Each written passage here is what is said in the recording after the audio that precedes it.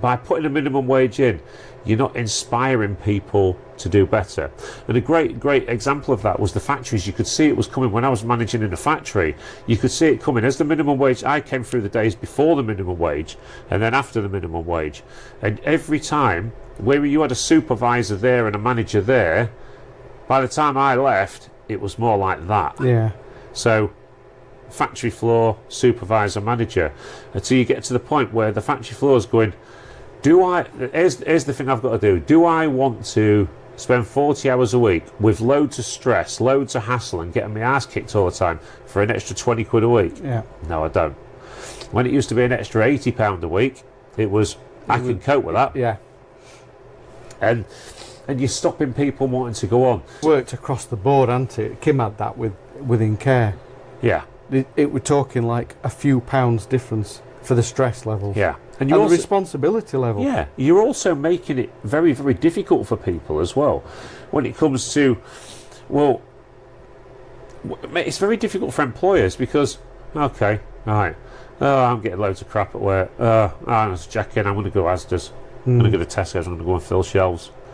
It's the same price, it's the same money. Yeah. And self-employed people now have effectively had a pay cut. Yeah.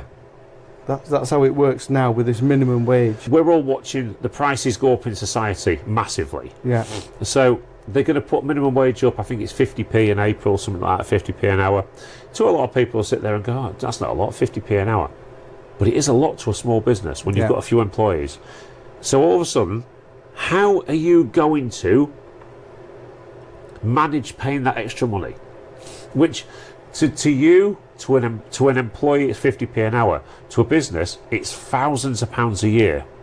When you add all the hours together to all the employees and the holiday pay and everything else, I'm lost it now. Right.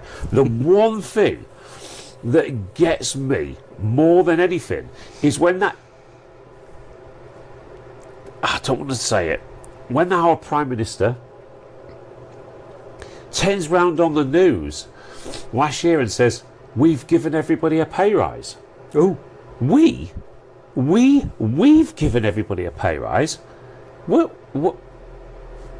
did Keir Starmer contacted me and said, hey Carl, there's a couple of grand to pay your staff a bit more this year. It's cost me money. Yeah, we've given everybody a pay rise. You cheeky git. How dare you? Honestly, when I hear a politician say, we've given everybody a pay rise, in actual fact, what have they actually done? Let's put it in layman's terms. So they've kept your tax brackets there.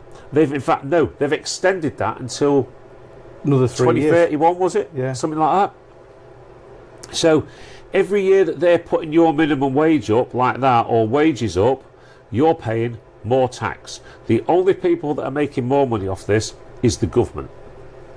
See that all the courier companies instantly, all the courier prices have gone up overnight. Every knock-on effect. Well, every time you there's two things you can increase that are going to affect everybody: fuel and wages. Yeah.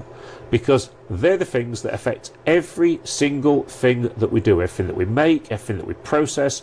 And you look at this and think to yourself, well, yeah, I'm getting an extra 50p an hour. But okay, so you're getting an extra 50p an hour, so that's an extra 20 quid a week, yeah, on a 40-hour week. So you get an extra 20 quid a week, right? But you're now going to start paying more tax. So let's say that takes, I don't know the figures off the top of my head. 20%. Let's say that takes a fiver off you. Yeah. So that's now down to 15 quid a week.